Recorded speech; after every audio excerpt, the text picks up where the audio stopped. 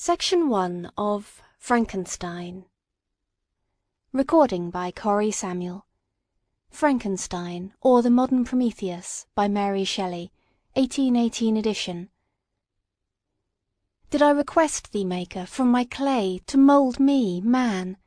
Did I solicit thee from darkness to promote me? Paradise Lost, Book 10, lines 743 to 45. To William Godwin, author of Political Justice, Caleb Williams, etc., these volumes are respectfully inscribed by the author. Preface. The event on which this fiction is founded has been supposed by Dr. Darwin and some of the physiological writers of Germany as not of impossible occurrence. I shall not be supposed as according the remotest degree of serious faith to such an imagination, yet in assuming it as the basis of a work of fancy, I have not considered myself as merely weaving a series of supernatural terrors. The event on which the interest of the story depends is exempt from the disadvantages of a mere tale of spectres or enchantment. It was recommended by the novelty of the situations which it develops, and, however impossible as a physical fact, affords a point of view to the imagination for the delineating of human passions more comprehensive and commanding than any which the ordinary relations of existing events can yield. I have thus endeavoured to preserve the truth of the elementary principles of human nature, while I have not scrupled to innovate upon their combinations.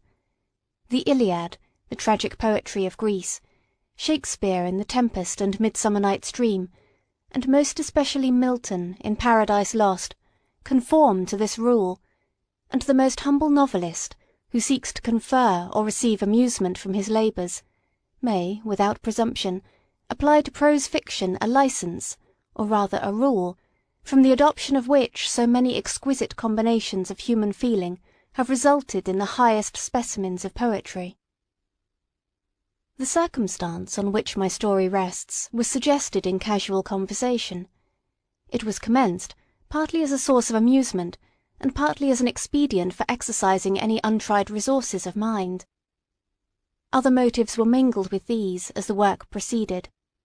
I am by no means indifferent to the manner in which whatever moral tendencies exist in the sentiments or characters it contains shall affect the reader, yet my chief concern in this respect has been limited to avoiding the enervating effects of the novels of the present day, and to the exhibition of the amiableness of domestic affection and the excellence of universal virtue.